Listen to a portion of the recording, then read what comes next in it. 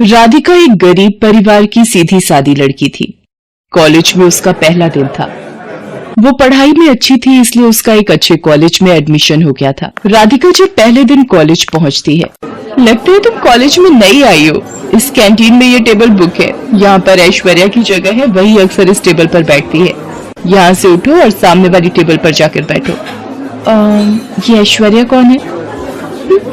तुम ऐश्वर्या को नहीं जानती? हमारे कॉलेज की शान है वो। ये लो, आ गई हमारी ऐश्वर्या। तुषार, मेरे लिए एक सॉफ्ट ड्रिंक लेकर आओ। क्या बात है, तुम्हारी नजरें किसे ढूंढ रही हैं ऐश्वर्या? क्या बात है, आज राहुल कॉलेज नहीं आया क्या? पूरा कॉलेज तुम पर मरता है और तुम हो कि राहुल पर मरती हो।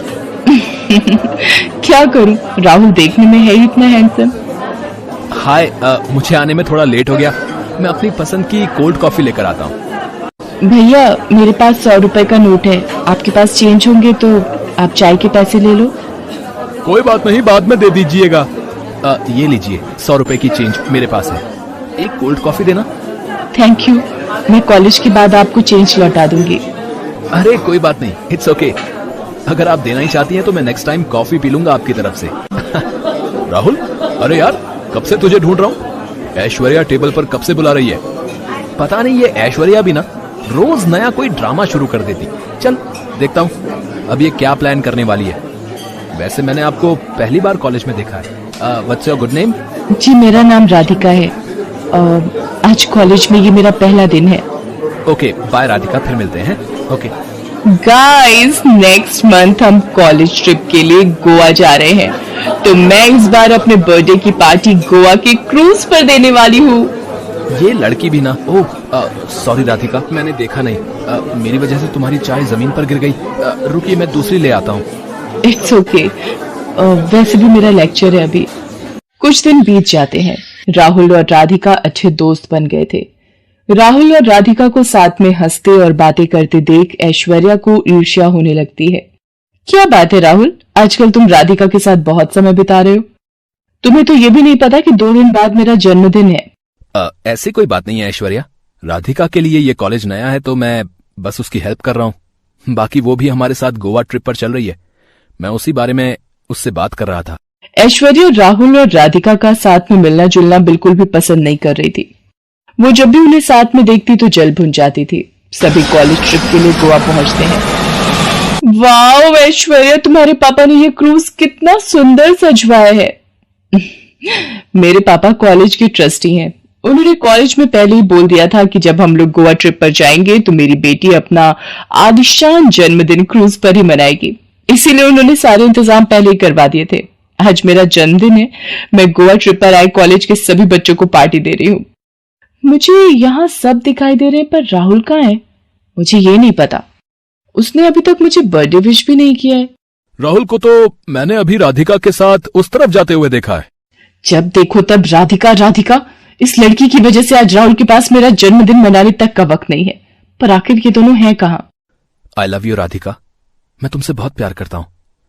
मुझे तुम जैसी ही लड़की की तलाश थी। क्या हम दोनों मिलकर जिंदगी में आगे का सफर तय कर सकते हैं? राहुल, तुम्हारी जीवन संगिनी बनना तो मेरे लिए बहुत ही गर्व की बात है।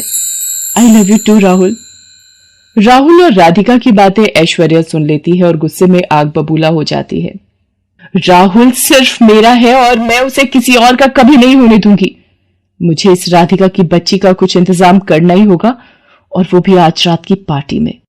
रात के वक्त जब सब पार्टी में मगन थे, यही मौका इस राधिका का काम तमाम करने का। राधिका, जल्दी आओ, वो देखो कितनी सुंदर शार्क मछली। कहाँ पर है ऐश्वर्या? मुझे तो कहीं नजर नहीं आ रही। थोड़ा नीचे झुको, तब तुम्हें नजर आ जाएगी। ये एकदम से गायब हो जाती है। वो देखो, वही फिर दोबारा नजर आई। राधिका जहाज से थोड़ा नीचे झुकती है। कभी ऐश्वर्या उसे समुद्र में धक्का दे देती है। पार्टी में म्यूजिक और डांस के शोर के बीच राधिका की आवाज दब जाती है और वो समुद्र में डूब जाती है। लो जी, मेरा काम तो हो गया। बड़ी आई मेरे राहुल को मुझसे छीनने वाली। अगले दिन पूरे क्रूज पर शोर मच जाता है कि राधिका कहीं नहीं मिल रही है। सब लोग यही सोचते हैं कि शायद किसी बड़ी मछली का वो शिकार बन गई, क्योंकि उसका कहीं भी अता पता नहीं था और क्रूज पर से वो ऐसे गायब नहीं हो सकती थी। सब लोग वापस आ जाते हैं। राधिका, तुम कहाँ चली गई? तुम्हारे बिना मेरा बिल्कुल भी मन नहीं लगता है। हमें गोवा से आए कितना समय बीत चुका है। राहुल, चलो कॉलेज चलते हैं। जल्दी से तैयार हो जाओ, मैं तुम्हें लेने आई हूँ। आखिर राधिका ऐसे कैसे गायब हो गई? मैंने उसे क्यों नहीं बचाया? मैं हमेशा अपने आप को इस बात के लिए जिम्मेवार मानूंगा। मैंने ही उसे अपने साथ गोवा चलने के लिए जिद की थी। वो तो जाना भी नहीं चाहती थी। राहुल, तुम समझते क्यों नहीं हो? राधिका मर चुकी है। पिछले 6 महीनों से उसका कहीं भी अता पता नहीं है। सारे गोताखोर हर तरफ ढूंढ चुके हैं पर उसकी लाश तक नहीं मिली। अब तक उसे समुद्री मछलियों ने अपना शिकार बना लिया होगा। नहीं, मुझे अभी भी यकीन नहीं हो रहा है कि मेरी राधिका मर सकती है। राधिका जिंदा है। मेरा दिल कहता है वो एक दिन जरूर वापस आएगी। उधर समुद्र में डूबते हुए राधिका का सिर एक पत्थर से टकरा गया था। उसे अब होश आता है। मैं कहाँ हूं और ये जगह इतनी अजीब सी क्यों है? घबराओ नहीं बेटी, तुम जलपरियों के देश में हो। मैं जादुई जलपरी हूँ। मेरी 2 साथियों को तुम बेहोशी की अवस्था में दिखाई पड़ी थी तो वो तुम्हें यहां ले आई। फिर हमारे जलपरियों के देश के वैद्यराज ने तुम्हारा इलाज किया। अब तुम कैसा महसूस कर रही हो बेटी? आज पूरे 6 महीने बाद तुम्हें होश आया है। क्या? मुझे यहाँ पर 6 महीने बीत चुके हैं। ऐश्वर्या, तुमने मेरे साथ ऐसा क्यों किया? मैंने तुम्हारा क्या बिगाड़ा था? बेटी, ये इंसानों की दुनिया ही ऐसी है। यहाँ मतलब के लिए लोग अपनों को भी नहीं छोड़ते। तुम तो फिर एक गैर लड़की थी। आओ, इस जादुई पानी में देखो उस लड़की की सच्चाई। पलक, उस 2 कौड़ी की लड़की राधिका का तो मैंने काम तमाम कर दिया है। बेचारी सीधी सादी बनी फिरती थी। मेरे राहुल को मुझसे छीनने चली थी। मैंने उससे उसकी जिंदगी छीन ली। आज शाम को मेरी और राहुल की सगाई है। उसके बाद हम दोनों को एक होने से कोई भी नहीं रोक सकता। जलपरी, क्या आप मुझे एक बार मेरे राहुल का चेहरा दिखा सकती हो? हाँ राधिका, ये देखो। राधिका, तुम कहाँ चली गई? मैं ऐश्वर्या ये सगाई कैसे कर सकता? तुमने मुझसे वादा किया था तुम मुझे छोड़कर कभी नहीं जाओगी। तुम क्यों चली गई? लौट आओ राधिका, अपने राहुल के लिए। जादुई जलपरी, मेरी मदद करो। मुझे अपने राहुल के पास जल्दी पहुंचना है। कृपया करके कोई रास्ता बता दो जादुई जलपरी। राधिका, मैं तुम्हें जादुई जल से बना एक कालीन देती हूँ। तुम इस कालीन पर बैठ जाओ। ये तुम्हें जल्दी ही राहुल के पास पहुंचा देगा। और ये जादुई जल भी लेती जाओ ताकि तुम ऐश्वर्या की सच्चाई सब लोगों को दिखा दो। आपका बहुत बहुत शुक्रिया जादुई जलपरी। आप सच में बहुत ही अच्छी हो। आपने मेरी जान बचाई। मेरी इतनी सहायता की उसके लिए मैं हमेशा आपकी एहसानमंद रहूंगी। मेरा आशीर्वाद सदैव तुम्हारे साथ है राधिका। अब जल्द से जल्द अपने राहुल के पास पहुंचकर सगाई को रोक दो।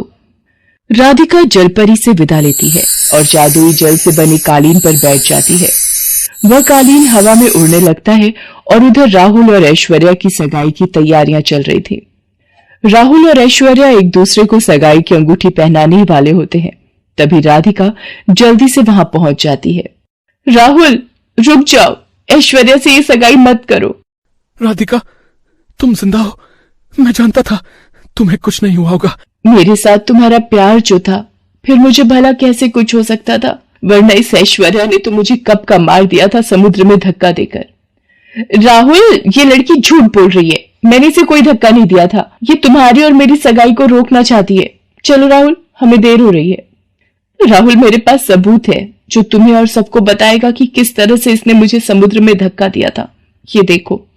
राधिका हवा में जादुई पानी उछालती है और एक दृश्य बन जाता है जिसमें सब कुछ सामने आ जाता है। ऐश्वर्या घबरा कर रोने लगती है। ऐश्वर्या, तुम्हें अपनी दोस्त कहते हुए भी मुझे शर्म आती है। तुमने मेरे प्यार, मेरी राधिका को मारने की कोशिश की। मेरी नजरों से दूर हो जाओ राधिका। मैं ऐसी मंडप में तुमसे सगाई करूंगा, सबके बीच। ऐश्वर्या, मैं चाहती तो तुम्हें पुलिस के हवाले भी कर सकती थी, पर मैं ये नहीं करूंगी। किसी के सच्चे प्यार को दूर करने का क्या नतीजा होता है, शायद अब तुम्हें समझ आ गया होगा। अगर ऐसा ही सच्चा प्यार तुम राहुल से करती तो तुम मुझे मारने की कोशिश ना करती, बल्कि उसको अपने दिल से जीतने की कोशिश करती। और फिर उसी मंडप में राहुल और राधिका आपस में सगाई करते हैं। जादुई जलपरी की मदद से आज दोनों फिर से एक दूसरे का साथ पाकर खुश थे।